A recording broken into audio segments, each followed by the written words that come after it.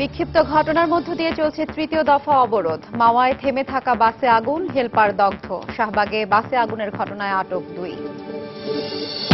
Nelson Mandela স্মরণে 3 দিনের রাষ্ট্রীয় শোক পালনকালে অবরোধ প্রত্যাহারের জন্য বিরোধী দলীয় নেতার প্রতি প্রধানমন্ত্রীর আহ্বান। রোববার মন্ত্রীদের পদত্যাগপত্র জমা দেওয়া হবে, জানালেন রুহুল আমিন হাওলাদার। নিজেকে এই দলের আসল চেয়ারম্যান বলে দাবি এরশাদের। এবং 71 মানবতা বিরোধী অপরাধের একটি মামলায় আপিল বিভাগে পূর্ণাঙ্গ রায় হয়েছে, শীঘ্রই বাস্তবায়ন, জানালেন আইন প্রতিমন্ত্রী।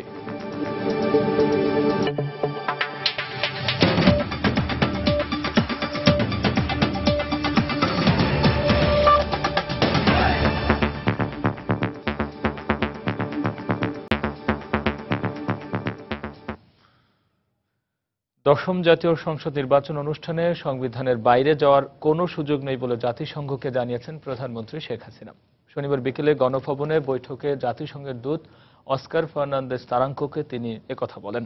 বৈঠক শেষে ব্রিফিংয়ে জানানো হয়, সংবিধানের মধ্য থেকে নির্বাচন পেছানোর কথা বলেছে জাতিসংঘের বিশেষ দূত। তবে এটি নির্বাচন কমিশনের এখতিয়ার বলে জাতিসংঘের দূতকে জানিয়েছেন প্রধানমন্ত্রী শেখ হাসিনা। দশম জাতীয় সংসদ নির্বাচন নিয়ে চলমান সংকট সমাধানে শনিবার বিকেলে গণভবনে আসেন জাতিসংঘ মহাসচিবের দূত অস্কার ফার্নান্দেজ তারাঙ্কো। প্রধানমন্ত্রীর সাথে প্রায় 2 ঘন্টা আলোচনা হয় তাদের। এ সময় 1 ঘন্টারও বেশি সময় একান্তে কথা বলেন তারাঙ্কো ও প্রধানমন্ত্রী শেখ হাসিনা। বৈঠক শেষে ব্রিফিংয়ে গণভবনে আলোচনার বিষয়বস্তু তুলে ধরেন প্রধানমন্ত্রীর 2 উপদেষ্টা। অ্যাসিস্ট্যান্ট সেক্রেটারি জেনারেল এই পয়েন্টটা বলেছেন কি ডেমোক্রেটিক প্রিন্সিপলস এবং সংবিধানের ভিতরে ইলেকশন হবে, এর মানে কেয়ারটেকার গভর্নমেন্ট এগুলি নিয়ে কোনো আলাপ হবেও না, হওয়ার এখন প্রয়োজনও নেই। কিভাবে এই ইলেকশনটি একটা ইভেন প্লেইং ফিল্ড, যেখানে সকলকে সমান সুযোগ দেওয়া যায়, যা কিছু করি সংবিধানের ভিতরে করব, এর বাইরে আমাদের যাওয়ার কোনো সুযোগ নেই। এই মেসেজটাই হলো আমাদের প্রধান মেসেজ। আমরা চাই, আমরা চেষ্টা করেছি, আরো চেষ্টা করব, আপ্রাণ চেষ্টা করব যেন সব দলকে নিয়েই আমরা ইলেকশন করি।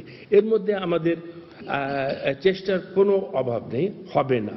উপদেষ্টারা জানান, সবার অংশগ্রহণে সুষ্ঠু নির্বাচন দেখতে চায় জাতিসংঘ। নির্বাচন পেছানো যায় কিনা প্রধানমন্ত্রীর কাছে এ বিষয়টিও জানতে চেয়েছেন জাতিসংঘ মহাসচিবের বিশেষ দূত। সংলাপের আহ্বান জানানো থেকে শুরু করে অন্তর্বর্তীকালীন সর্বদলীয় সরকার গঠনের যে আহ্বান তিনি দিয়েছিলেন, সেগুলোকে তারা অত্যন্ত অ্যাপ্রিশিয়েট করেছে। ইলেকশন করার জন্য তারা বলেছেন যে সকলের অংশগ্রহণ তারা চান এবং সহিংসতা বর্জন করে সবাইকে এই নির্বাচনে অংশগ্রহণ তারা দেখতে চান। উনি জিজ্ঞেস করলেন ইলেকশন একটু পিছানো যায় কিনা, সেখানে প্রধানমন্ত্রী বলেন এই ব্যাপারটা ইলেকশন কমিশনের সঙ্গে ডিসকাস করতে। ব্রিফিংয়ে জানানো হয়, চলমান সংকট সমাধানে জাতিসংঘের পক্ষে কোনো সুনির্দিষ্ট প্রস্তাব দেওয়া হয়নি। প্রায় 2 ঘন্টার বৈঠক শেষে সন্ধ্যা 6টার দিকে গণভবন থেকে বেরিয়ে যান তারাঙ্কো সহ জাতিসংঘের প্রতিনিধি দল। আবুল কালাম আজাদ, সময় সংবাদ, ঢাকা। এদিকে নির্বাচন নিয়ে চলমান সংকট সমাধানে জাতিসংঘের রাজনীতি বিষয়ক সহকারী মহাসচিব অস্কার ফার্নান্দেজ তারাঙ্কোর সঙ্গে বৈঠক করেছেন বিএনপি চেয়ারপারসন বেগম খালেদা জিয়া। তবে শনিবার বৈঠকের আলোচ্য বিষয় নিয়ে কোনো মন্তব্য করতে রাজি হয়নি বিএনপি। পরবর্তী বৈঠকের পর এই ব্যাপারে বিস্তারিত জানানো হবে বলে জানিয়েছেন দলটির ভাইস চেয়ারম্যান শমশের মোবিন চৌধুরী। দশম জাতীয় সংসদ নির্বাচন নিয়ে সৃষ্ট সংকট সমাধানে বিএনপি চেয়ারপারসন বেগম খালেদা জিয়ার সঙ্গে বৈঠক করতে শনিবার সন্ধ্যা 7টায় গুলশানে তার বাসভবনে যান জাতিসংঘের সহকারী মহাসচিব অস্কার ফার্নান্দেজ তারাঙ্কো।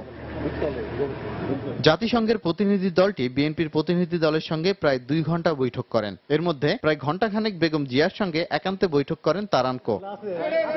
বৈঠক শেষে সাংবাদিকদের সঙ্গে কথা বলেন দলটির ভাইস চেয়ারম্যান শমশের মোবিন চৌধুরী। তিনি জানান, আগামী জাতীয় সংসদ নির্বাচন নিয়ে জাতিসংঘের মহাসচিবের চিঠির ভিত্তিতে আলোচনা হয়েছে। তারা জানেন যে তার আগে জাতিসংঘের মহাসচিব একটা চিঠিও দিয়েছেন প্রধানমন্ত্রীর কাছে এবং বিরোধী নীতির কাছে।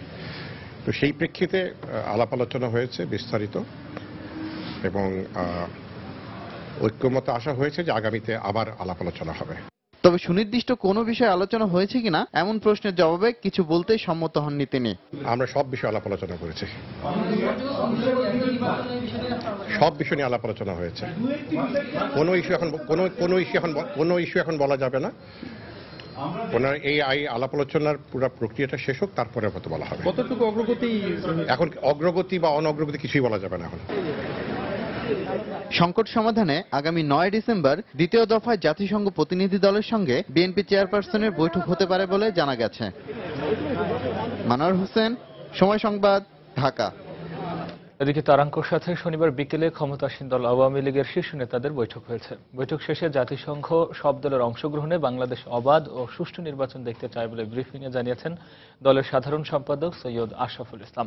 শনিবার দুপুর 1টার দিকে রাজধানীর সোনারগাঁও হোটেলে এই বৈঠক শুরু হয়। বৈঠকে আওয়ামী লীগ সাধারণ সম্পাদক সৈয়দ আশরাফুল ইসলাম, উপদেষ্টা মণ্ডলীর সদস্য আমির হোসেন আমু, তোফায়েল আহমেদ, যুগ্ম সাধারণ সম্পাদক মাহবুবুল আলম হানিফ, প্রধানমন্ত্রী উপদেষ্টা ডক্টর গহুর রিজভী যোগ দেন। বৈঠকে তারাঙ্কর সঙ্গে তার 5 সফর সঙ্গীও যোগ দেন। এই বৈঠকে আসন্ন নির্বাচন নিয়ে ক্ষমতাসীন দলের অবস্থান, সব দলের অংশগ্রহণ নিশ্চিত করা এবং সহিংস পরিস্থিতি থেকে উত্তরণের বিষয়গুলো নিয়ে আলোচনা হয়। বৈঠক শেষে আওয়ামী লীগের সাধারণ সম্পাদক সৈয়দ আশরাফুল ইসলাম সাংবাদিকদের ব্রিফ করেন। আমরা আশা করি যে আগামী আরো 2-3-4টা যখন আলোচনা ওদের সঙ্গে হবে, তাহলে আমরা অনেক কিছু পরিষ্কার হব। এখন জাস্ট প্রাথমিক ডায়ালগ। আজকে মিস্টার তারাঙ্কা প্রাইম মিনিস্টারের সঙ্গেও দেখা করবেন, বিরোধী দলের নেত্রীর সঙ্গেও দেখা করবেন, তারপরে আমাদের সঙ্গে আবার দেখা করবেন। তো যেহেতু আলোচনা আজকে শুরু হয়েছে, আমরা প্রাথমিকভাবে বিষয়গুলি আলোচনা করেছি, স্পেসিফিক কিছু আলোচনা হয় না। এগুলি আমরা আগামী 2বার যখন ওনার সঙ্গে বসবো, সেখানে আমরা সেই বিষয়গুলি আলোচনা করব। আমরা আশা করি যে এই আলোচনাও আপনার ফলপ্রসূ হবে। আমাদের একটা সময় আপনাদের দিতে হবে, আপনাদের ধৈর্য ধরতে হবে। মধ্যরাতের সময় পর্যায়ের শীর্ষ সংবাদ জানিয়ে দিচ্ছে আরেকবার। রাজনৈতিক সংকট নিয়ে প্রধানমন্ত্রী ও বিরোধী দলীয় নেতার সঙ্গে জাতিসংঘ মহাসচিবের বিশেষ দূত তারাঙ্কর বৈঠক।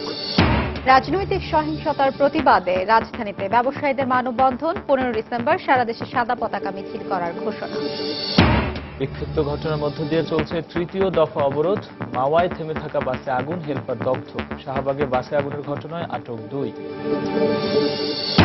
নেলসন ম্যান্ডেলা স্মরণে 3 দিনের রাষ্ট্রীয় শোক পালনকালে অবরোধ প্রত্যাহারের জন্য বিরোধী দলীয় নেতার প্রতি প্রধানমন্ত্রীর আহ্বান। রোববার মন্ত্রীদের পদত্যাগপত্র জমা দেওয়া হবে জানালেন রুহুল আমিন হাওলাদার। নিজেকেই দলের আসল চেয়ারম্যান বলে দাবি এরশাদের। এবং 71-এ মানবতা বিরোধী অপরাধের একটি মামলায় আপিল বিভাগে পূর্ণাঙ্গ রায় হয়েছে, শিগগিরই বাস্তবায়ন জানালেন আইন প্রতিমন্ত্রী। এ ছিল মধ্যরাতের সময়। আর যে কোনো খবর পেতে ভিজিট করুন সময়নিউজ.tv। সঙ্গে থাকুন সবাই।